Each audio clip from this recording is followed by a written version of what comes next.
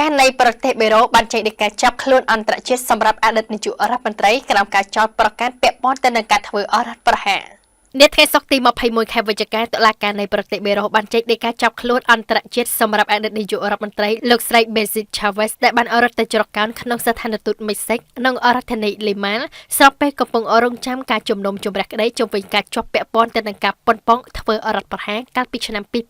2022នេះបញ្ជាក់តាមការចេញផ្សាយដោយទីភ្នាក់ងារសារព័ត៌មាន AFP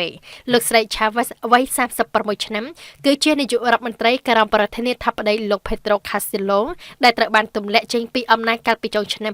2022សម្រាប់ការព្យាយាមរំលាយសភាក្នុងទង្វើមួយដែលត្រូវបានចាត់ទុកថាជាការប៉ុនប៉ងធ្វើអរដ្ឋប្រហារទំនាក់ទំនងរវាងទីក្រុងលីម៉ានិងមិចស៊ិកបានធ្លាក់ចុះយ៉ាងគំហុកជុំវិញការទម្លាក់លោក Castillo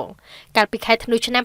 2022លោក Castillo ស្ថិតនៅតាមផ្លូវឆ្ពោះទៅកាន់ស្ថានទូតមិចស៊ិកក្នុងទីក្រុងលីម៉ាដើម្បីសុំសិទ្ធិច្រកកោនជាមួយគ្រួសារលោកនៅពេលដែលរូបលោកត្រូវបានចាប់ខ្លួនហើយចោទប្រកាន់ពីបទបះបោរនិងរំលោភអំណាចមិចស៊ិកនេះពេលនោះបានផ្ដល់សិទ្ធិច្រកកោនដល់ភរិយានិងកូនរបស់លោកស្រី Chavez ក៏ត្រូវបានចោទប្រកាន់ដូចគ្នាទៅនឹងលោក Castillo ផងដែរហើយអ្នកទាំងពីរបានថ្លែងសវនកម្មកាលពីខែមីនាឆ្នាំនេះខណៈលោក Castillo បានជាប់ឃុំឃាំងចាប់តាំងពីចុងឆ្នាំ2022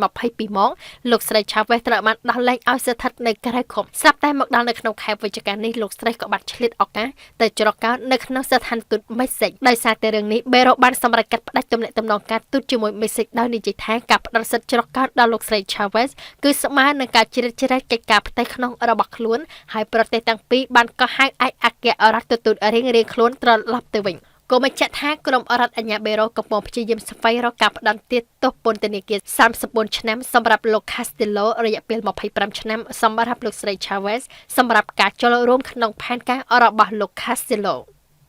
ទិញផ្ទះចំណេញបានដីធំជាងមុនពីបុរីមេកុងឡែនទិញវីឡាភ្លោះក្នុងខែនេះទទួលបានផ្ទះទំហំដីធំជាងមុនជាមួយតម្លៃដដែលចំនួនកំណត់មានត្រឹម8ផ្ទះប៉ុណ្ណោះនិងមានការផ្ដល់ជូនជាច្រើនបន្ថែមទៀតសូមប្រញាប់រស់រានឡើង